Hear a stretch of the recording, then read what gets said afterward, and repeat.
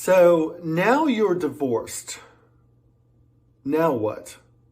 What do you do now that you're a guy that is divorced?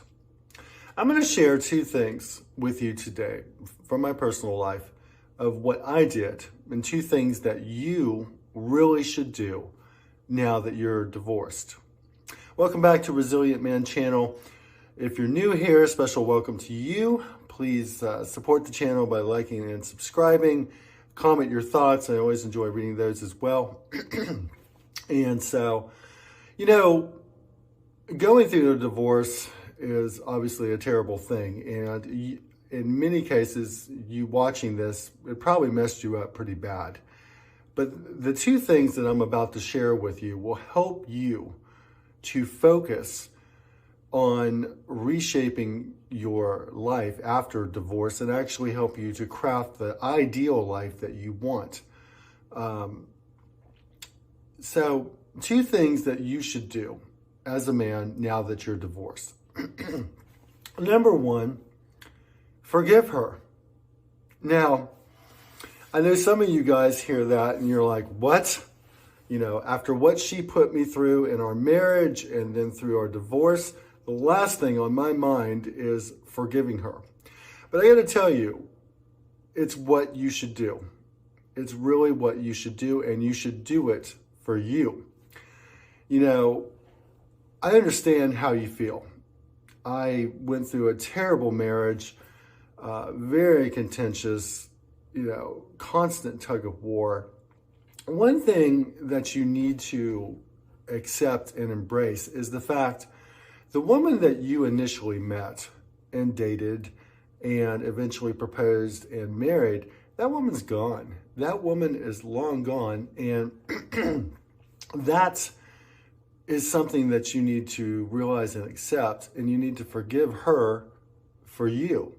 In my personal story, we dated for about 2 years. It was absolutely wonderful. And we got married and all hell broke loose. It was horrific.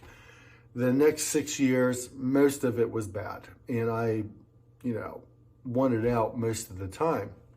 She walked in one day and she dropped a bomb on me that she was leaving. She was moving out, and she didn't want a divorce. She wanted to work on our marriage separated and see if we could come back at some point. But she left me at one of the lowest points in my life. I had been working a full-time job, and I also worked a part-time job nights and weekends. Well, I had lost my full-time job about 2 weeks before when she came in to our bedroom that morning and dropped this bomb on me. I was also getting ready for work for my part-time job. And so the thing is, in hindsight, when I look back at that and what I have now forgiven her for, this was a character flaw of hers. This was not a reflection of my worth, just like it's not a reflection, the things that your ex did to you are not a reflection of your worth. These are mistakes and character flaws that she did. And if you can forgive her for those, it will release you to have more peace and happiness in your life. In my personal situation, like many of you, we've heard this story many times, my ex actually came back to me multiple times. She wrote me multiple emails stating, I've made a huge mistake. I regret everything I've done. I listened to the wrong people. I'm going to be the wife you always dreamed of, blah, blah, blah. It was crocodile tears. It was nonsense. I just shook my head and moved on with my life. The point is this. You have been through hell, probably in your marriage. That's why you got divorced. And maybe through the divorce, and maybe you're even still going through some hell. Forgive her and forgive yourself as well for the mistakes that you made. Give yourself what you deserve. Peace back in your heart and in your mind. You've been through a tremendous storm, if you will. And the best thing you can do for yourself is to move forward without bitterness and anger and holding a grudge. I get it. I know it's very hard, but I do believe the old saying of, holding a grudge or being angry or bitterness towards someone else, it's like taking poison and expecting the other person to die. Well, it only affects you. So forgiveness is for you. Forgive her for you. She can't take that away from you.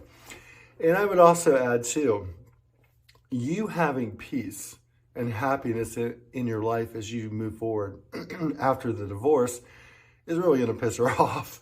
So that's one little benefit as well.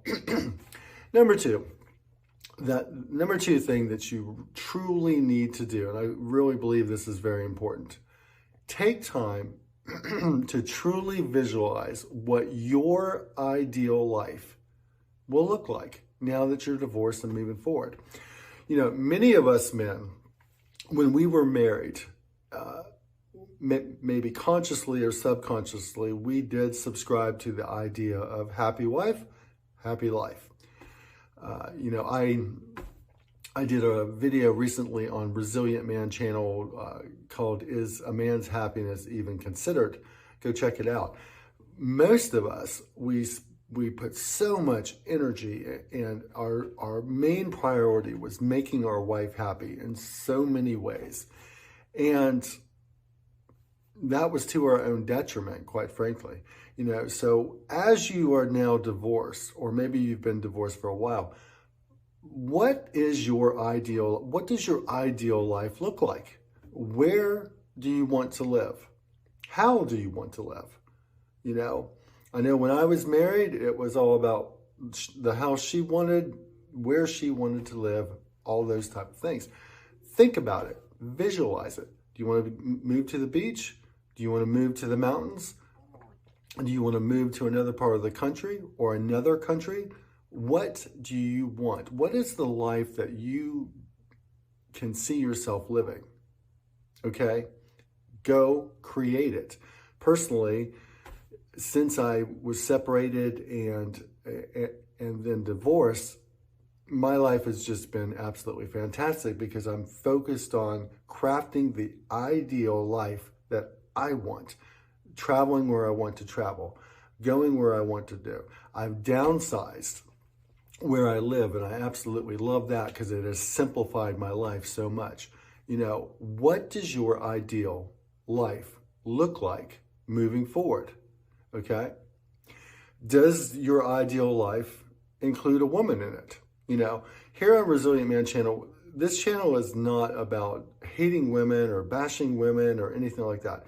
Yes, there's a lot of content where we discuss the topics of what we as men are faced with and dealing with in our society when it comes to women.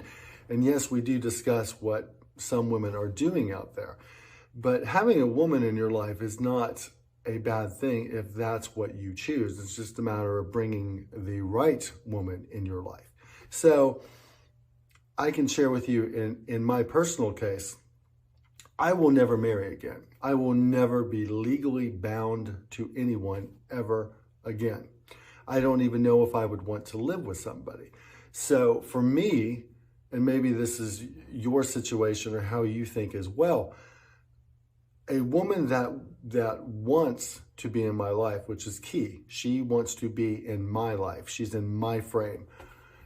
We'll have to accept. We're never getting married. We're never going to be legally bound. Those type of things. And so this is also part of the process of visualizing what your ideal life is. There are women out there who are fine with that. I mean, personally, I have friends who they were married and now they're divorced. They now have a girlfriend and they have a good committed relationship, and there's no marriage involved. There's no marriage discussed. Actually, the women in their lives don't want to get married and they're fine with that. So you can find that if that's what you want. So again, whether you're recently divorced or you've been divorced for a while, hopefully these two things that I've shared with you today, forgive her for you, and that will bring you peace to move on. And then second, take time to visualize, what does my ideal life look like moving forward? And then go craft it, go create it, go make it happen. You can do it. You know, divorce does mess you up temporarily. It doesn't have to be permanently, though. And if you focus on these two things that I've shared today, you're going to have much more peace and happiness in your life. So, guys, let me know your thoughts. Like and subscribe to the channel. Please share it with your brethren out there. There's lots of other great content here on Resilient Man channel, dealing specifically with topics that we as men are faced with in our society and culture. Check them out. Focus on you. Focus on being the best version of yourself, and that's going to bring you the most peace and happiness. Know your worth. Protect your peace.